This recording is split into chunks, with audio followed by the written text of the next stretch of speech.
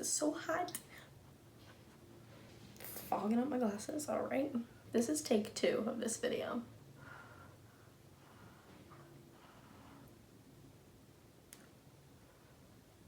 Ugh, cramps.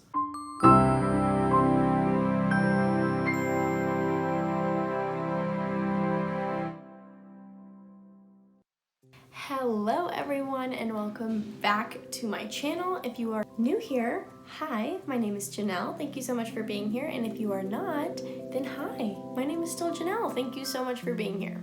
So today is my November wrap-up video, which I know I'm a little bit late with it, but you know, life happens, okay? So I read quite a few books this month, more than I was expecting. I planned to read 6 books. I even thought like, oh, I don't know if I can read that many.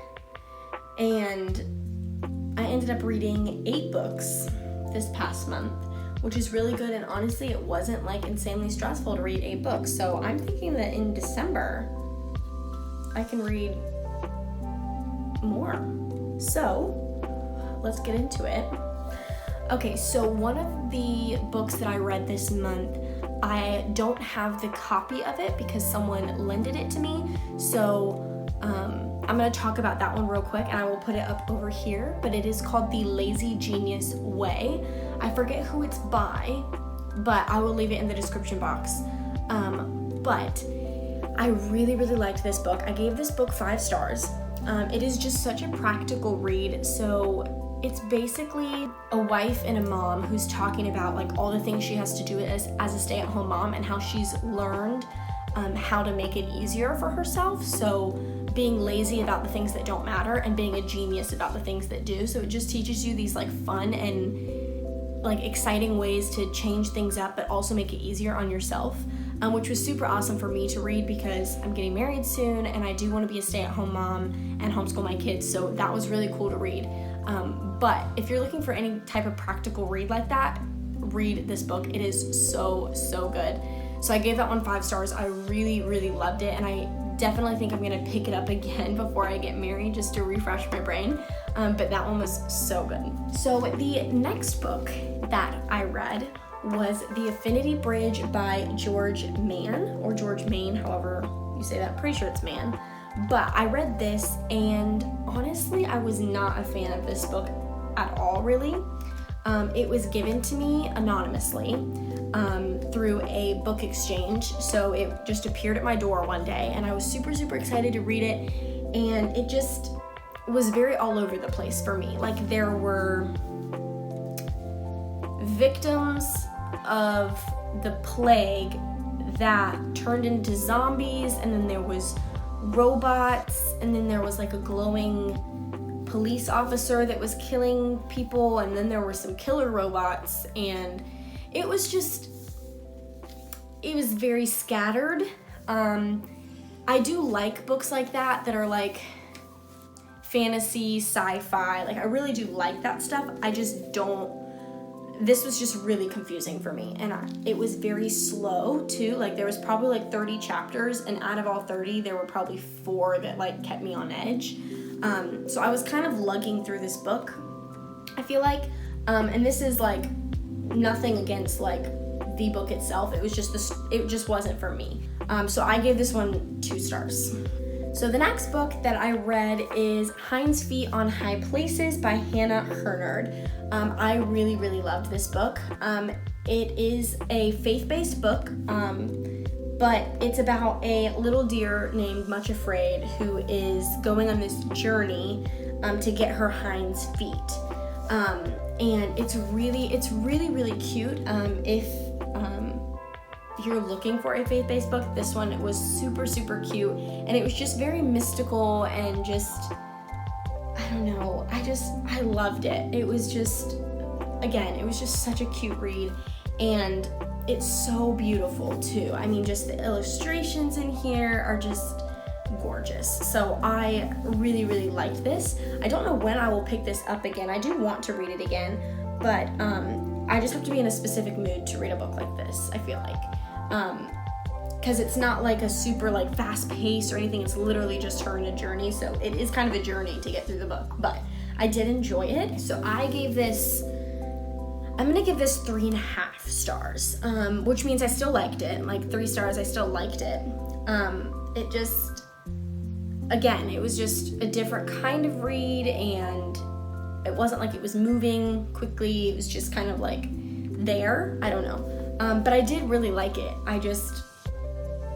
Again, I have to be in a certain mood for a book like this. So I gave it 3.5 stars. Okay, so the next book that I read was Harry Potter and the Prisoner of Azkaban. So I had read the first 2 books like months ago, maybe a year ago, I don't know. And for some reason, I never read the rest of the series. I don't know what happened. I just didn't read the rest. So I started with the 3rd one. So read this, loved it. I mean, I just love Harry Potter. Like, who doesn't love Harry Potter? I don't know. If you don't, I get it. It's not for everybody, but it's definitely for me. I just love it. So read this, loved it, gave it 4 stars. The next book that I read was Harry Potter and the Goblet of Fire. So this is book number 4.